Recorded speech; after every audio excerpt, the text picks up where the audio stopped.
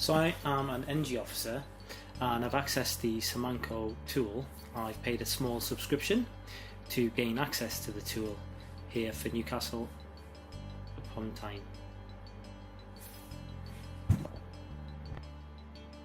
First of all, I'm going to click on the link in order to bring me into the tool. I can access the tool by clicking on the image. Once I've accessed the tool, I can sign in. I do so by clicking on the sign in button and entering my username and password, like so.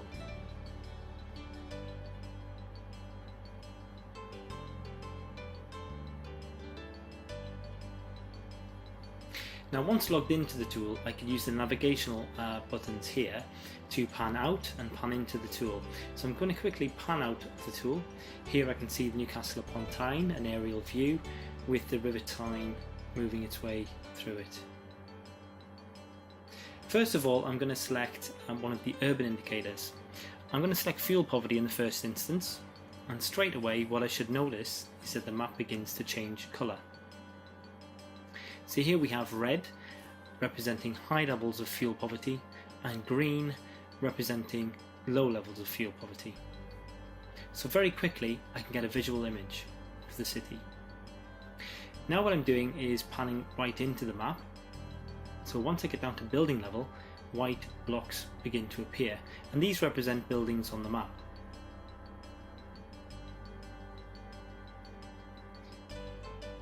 So this time I'm going to select one of the building indicators and I'm going to select estimated SAP. Now straight away what I notice is that the buildings begin to change shade. Some of the buildings are quite energy efficient, which are represented by the green, but some of the buildings aren't so energy efficient. I'm going to select this building and then I can see that it's a house. This summary box enables me to see a nice summary about the property. It was built in 1972. It has an estimated SAP of 60.3, so I know that some improvements could be made to bring that up to scratch. And it has an average CO2 emissions tons per year of just over 3,000. Now what I'd like to do is learn a little bit more about that particular building. I'm going to make some upgrades to improve the energy efficiency of the dwelling. I'm going to insert some loft insulation, and I'm also going to improve some cavity wall insulation as well.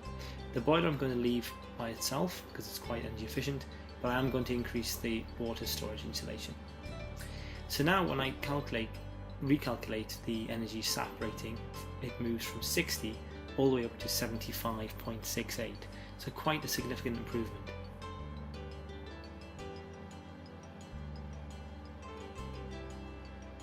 So straight away I can begin to run the SAP tool to understand if I was to make various improvements to the dwellings, what impact it would have. And in this pop-up box I can now compare the standard measures that were installed before intervention and then the interventions once installed to see what impact it has on the SAP rating, the CO2 emissions and overall energy consumption. So I'm quite pleased with that. Now I can use this, I can export images from this map and present that back to my management team in order to recommend various energy efficient upgrades to existing housing stock.